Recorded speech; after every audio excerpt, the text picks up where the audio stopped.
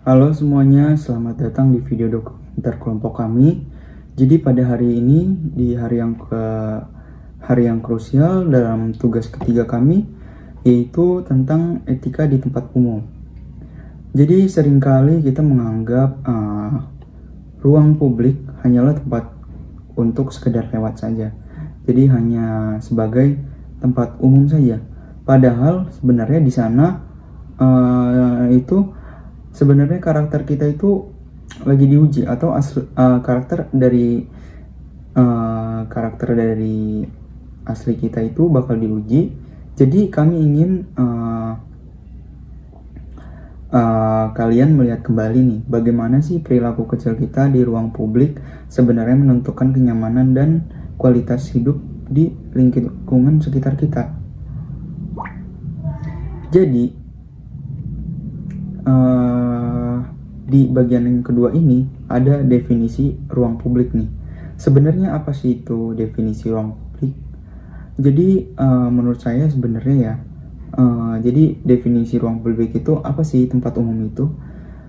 Bagi kami tempat umum itu bukan hanya sekedar area terbuka gitu.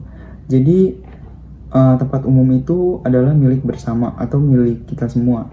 Jadi saat kita melangkah keluar rumah, misalkan menuju halte, stasiun, mall, perpustakaan, kampus, dan sebagainya, pokoknya tempat umum. Jadi kita tuh secara otomatis masuk ke dalam kontrak sosial yang tidak tertulis. Jadi etika di sini bukan hanya sekedar aturan kaku, melainkan kesadaran mendalam bahwa kita tidak sendirian di sini. Jadi kita tuh berbagi ruang, udara, dan sebagainya. Pokoknya di tempat umum itu kita harus mempunyai hak yang sama dengan orang asing di sekitar kita. Jadi kita tidak boleh membeda-bedakan, dan juga kita harus tahu etika bersosial dengan orang lain. Selanjutnya akan dilanjutkan di materinya dilanjutkan oleh teman saya. Bagian 3. Seni antrean. Mari kita bicara soal antrean.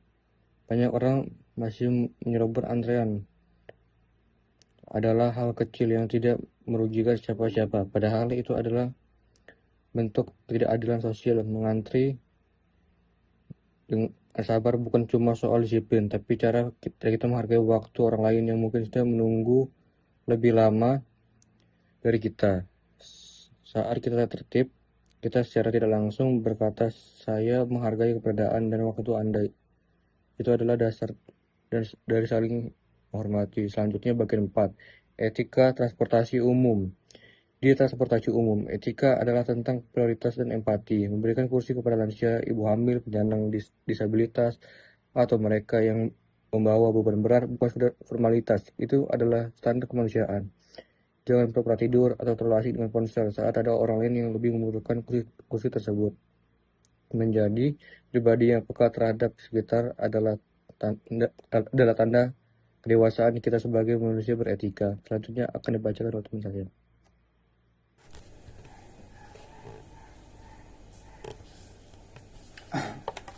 Baik, untuk bagian kelima ini perlu diingat, ruang publik bukanlah panggung pribadi. Jadi bicara dengan volume sangat tinggi atau memutar musik dan video tanpa earphone atau earbuds itu adalah bentuk polusi suara yang nyata. Jadi kita tuh harus sadar bahwa orang di sebelah kita mungkin sedang butuh ketenangan untuk bekerja, belajar, atau sekedar beristirahat di hari yang melelahkan.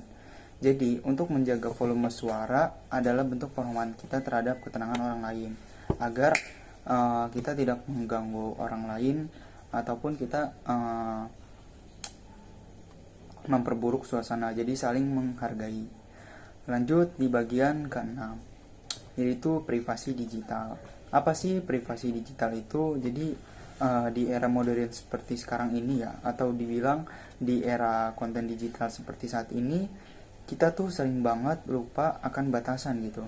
Jadi kita sering banget tuh mengambil foto atau merekam video di tempat umum yang harus sangat memperhatikan privasi orang lain gitu. Jadi kita tuh seakan-akan tidak menjaga privasi orang lain. Jadi apa-apa kita memvideokan atau memfoto tanpa izin orang tersebut. Jadi itu adalah privasi digital. Jika kita ingin merekam sesuatu, pastikan tidak ada orang lain yang merasa tidak nyaman atau wajahnya itu terekspos tanpa izin. Karena itu juga etika ya, kita merekam orang atau memfoto orang tanpa izin gitu kan. Ya itu etika buruk, jadi kita harus menjaga etika kita. Nah, jadi etika digital itu berarti kita harus meminta izin atau setidaknya memastikan kita tidak mengganggu kenyamanan orang lain demi konten semata. Jadi privasi orang lain itu adalah hak yang mutlak lah kita jaga. Jadi itu harus banget, privasi itu harus banget kita jaga dah. Jadi seperti itu, karena privasi itu penting banget gitu kan. Kita harus menghargai, saling respect kepada orang lain gitu. Lanjut untuk bagian ketujuh, yaitu tanggung jawab kebersihan ya. Sebenarnya ini tuh pertanyaan yang cukup mendengarnya itu terasa membosankan ya. Tapi ternyata nih, untuk kita membuang sampah pada tempatnya itu adalah standar dasar beretika gitu. Jadi masih banyak banget tuh orang-orang atau masyarakat sekitar yang berpikir, hanya satu bungkus permen aja kok, nggak akan buat kotor-kotor lah. Padahal nih ya, jika kita semua orang berpikir nih, jika semua orang berpikir kayak gitu, demikian, hasilnya itu adalah lingkungan yang bisa dibilang sangat amat kumuh dan kotor dan tidak higienis lah. Karena menjaga kebersihan bukan sekedar tugas petugas kebersihan, melainkan itu tugas kita bersama gitu. Jadi kebersihan itu adalah sebagian dari tanggung jawab moral kita bersama gitu ya. Kenapa? Karena lingkungan yang bersih itu mencerminkan dari martabat penggunanya gitu. Jadi masyarakat yang mencerminkannya gitu ya. Karena apa ya? Kalau banyak orang nih mikir, satu permen aja dibuang, gak bakal kotor-kotor lah. Bayangin kalau udah 10 orang, 100 orang, 1000 orang. Nah itu bakal berdampak banget bagi lingkungan kita. Lalu untuk yang bagian ke-8 itu etika berjalan dan ruang pribadi gitu. Jadi di sini tuh kita harus memperhatikan bahasa tubuh dan cara kita berjalan. Jangan berjalan zigzag atau bergerombol menutupi akses jalan orang lain, atau kita jalannya berentet gitu sebagai teman. Harus kan berentet tapi dia melebar gitu, itu kan mengganggu orang gitu ya. Terus menutupi akses orang ya kan, dan berhenti tiba-tiba di tengah keramaian, itu kan etikanya kurang gitu ya. Jadi kita tuh harus menjaga jarak atau personal space lah, adalah tanda bahwa kita tuh peduli pada kenyamanan orang di sekitar. Kita berjalan dengan sadar akan ruang sekitar gitu lah ya.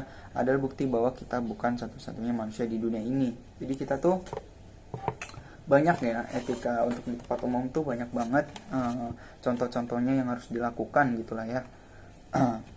Lanjut untuk di bagian yang ke-9, yaitu gestur kecil yang sangat berarti gitu ya. Jadi etika tuh juga soal gestur kecil yang seringkali diabaikan gitu ya. Menahan pintu misalnya agar tidak membentur orang di belakang kita, itu kan salah satu etika yang bagus gitu ya.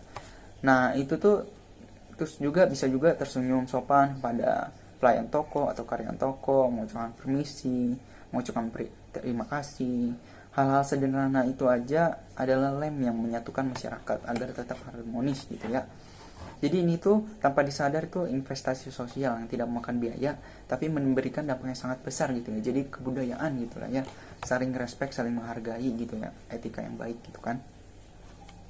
Jadi seperti itu. Lanjut untuk yang ke bagian yang terakhir ya, untuk kesimpulan dan penutupnya. Mungkin dari saya sebagai penutupnya itu, etika di tempat umum adalah investasi sosial yang luar biasa. Jika kita ingin diperlakukan dengan baik, mulailah dengan berperilaku baik di ruang publik terlebih dahulu. Mari kita jadi generasi yang tidak hanya pintar secara akademik, tapi kita juga memiliki integritas dan tindakan sehari-hari gitu ya. Mulailah dari diri sendiri, dari hal terkecil, dan dari hari ini. Terima kasih mungkin sudah menyimak diskusi kami sampai akhir. Saya mewakili teman-teman kelompok saya. Mohon maaf jika ada kesalahan saat mempresentasikan atau dalam berbicara. Mohon maaf bila ada yang kurang. Mungkin dari saya dan kelompok saya segini dulu aja. Terima kasih udah mendengarkan presentasi atau tugas video dari kelompok 5 etik maksud buana dan anti korupsi. Assalamualaikum warahmatullahi wabarakatuh.